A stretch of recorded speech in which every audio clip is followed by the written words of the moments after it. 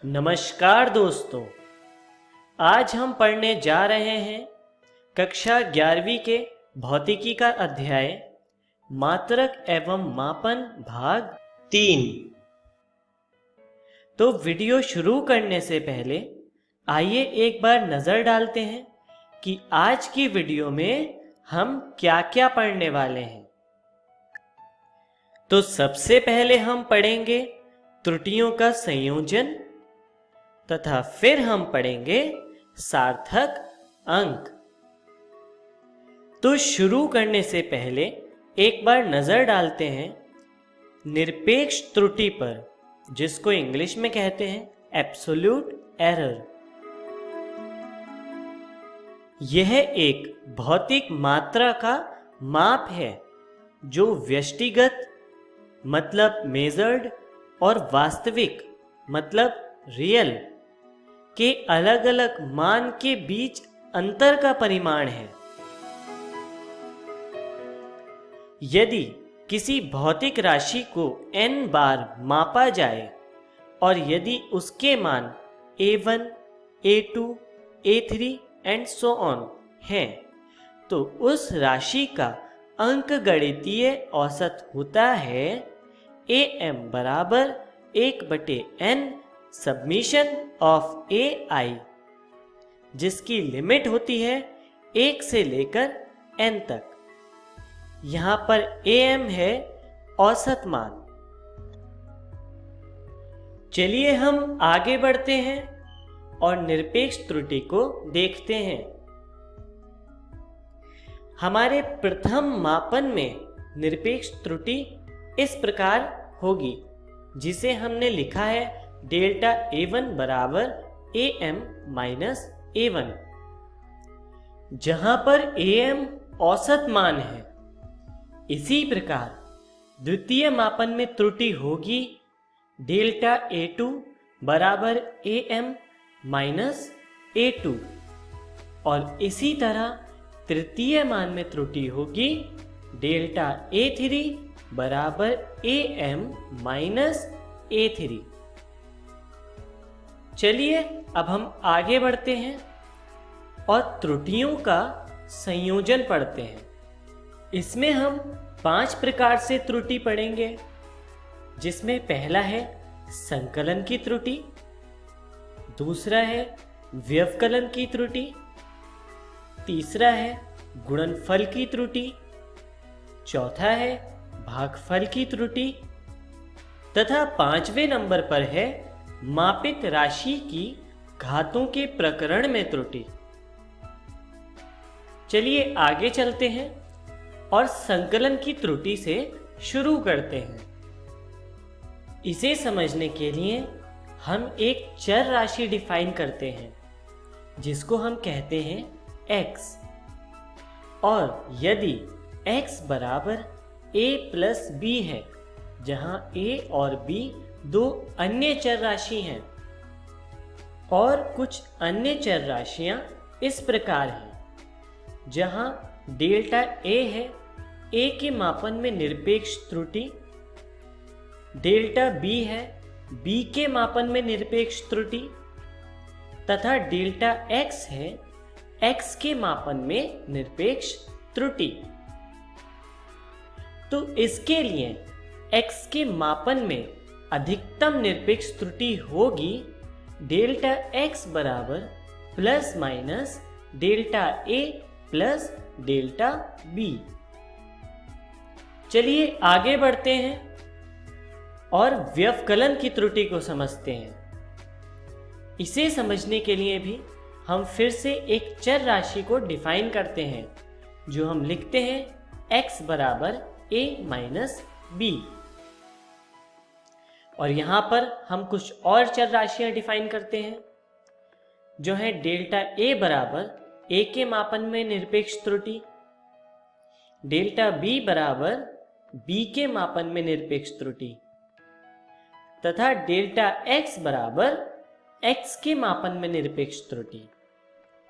तो यहां पर x के मापन में अधिकतम निरपेक्ष त्रुटि होगी डेल्टा x बराबर plus minus delta a plus delta B. चलिए आगे बढ़ते हैं और गुणनफल की त्रुटि पर नजर डालते हैं।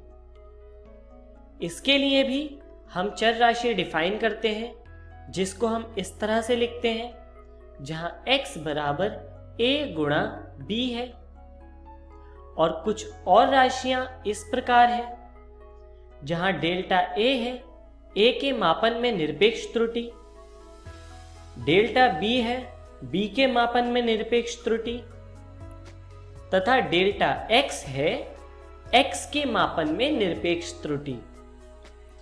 तो यहां पर x के मापन में अधिकतम निरपेक्ष त्रुटि होगी डेल्टा x बराबर plus minus x into delta a बटे a प्लस डेल्टा b बटे b।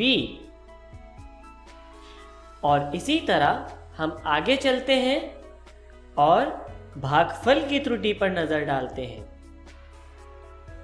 इसके लिए भी हम एक चर राशि डिफाइन करते हैं, जिसको हम इस तरह लिखते हैं, जहां x बराबर है a बटे b के और कुछ अन्य चर राशियां इस प्रकार हैं, जहां डेल्टा a है a के मापन में निरपेक्ष त्रुटि, डेल्टा b है b के मापन में निरपेक्ष त्रुटि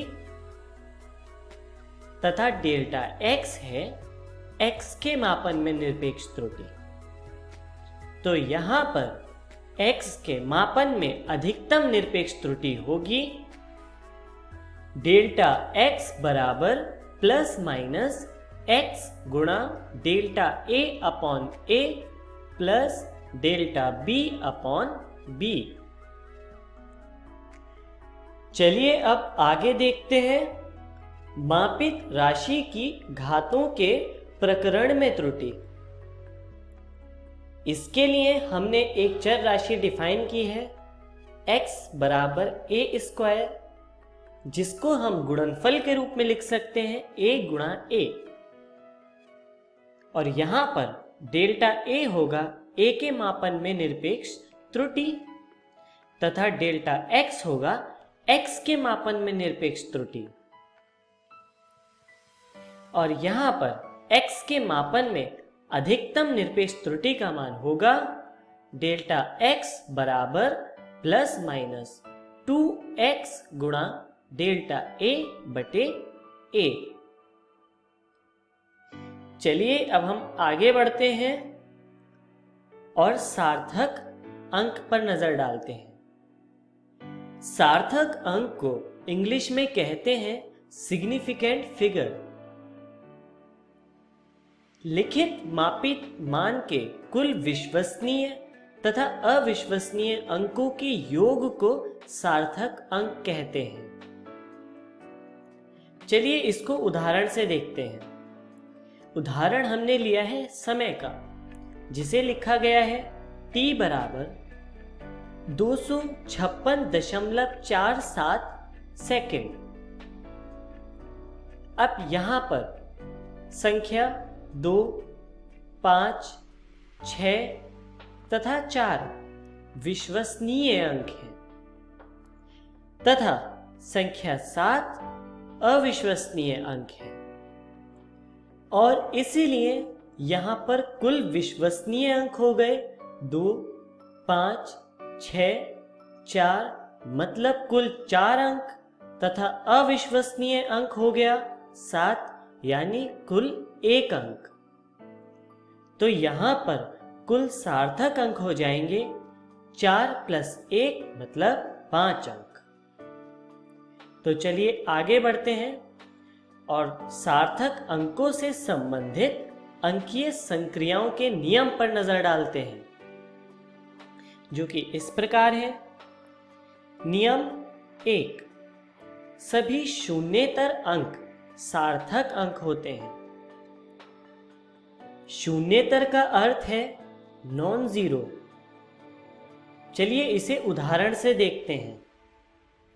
उदाहरण में x का मान है 359, जिसमें कुल सार्थक अंक होंगे 3 क्योंकि इसमें सभी अंक शून्येतर हैं। चलिए आगे चलते हैं और नियम 2 पर ध्यान देते हैं, जिसके अनुसार यदि किसी संख्या में दशमलव है तो दशमलव की स्थिति का ध्यान रखे बिना किन्हीं 2 शून्येतर अंकों के बीच के सभी शून्य अंक सार्थक अंक होते हैं। चलिए उदाहरण से समझते हैं। उदाहरण है x बराबर 22.0039। तो यहां पर कुल सार्थक अंक होंगे 6। चलिए आगे चलते हैं और नियम 3 पर ध्यान देते हैं, जिसके अनुसार यदि कोई संख्या 1 से छोटी है और वह दशमलव बिंदु से दाईं तरफ है तो प्रथम शून्य के बाईं ओर के अंक सार्थक अंक नहीं होते हैं। चलिए इसके लिए भी हम एक उदाहरण देखते हैं। उदाहरण है x बराबर 0.0039। तो यहां पर कुल सार्थक अंक हो जाएंगे 2। चलिए आगे बढ़ते हैं और नियम 4 पर ध्यान देते हैं। इसके अनुसार ऐसी संख्या जिसमें दशमलव बिंदु नहीं होता, उनके शुरू के तथा अंतिम के शून्य अंक सार्थक अंक नहीं होते। चलिए उदाहरण से समझते हैं। उदाहरण है 0920000। इस पूरी संख्या में कुल सार्थक अंक होंगे 2। तो चलिए हम आगे बढ़ते हैं और देखते हैं कि आज की वीडियो में हमने क्या क्या सीखा। सबसे पहले हमने पढ़ा त्रुटि विश्लेषण। उसके बाद हमने जाना सार्थक अंकों के नियम। तो चलिए आगे बढ़ते हैं और देखते हैं कि अगली वीडियो में हम क्या सीखने वाले हैं। तो अगली वीडियो में हम जानेंगे भौतिक राशियों की विमाएं। धन्यवाद।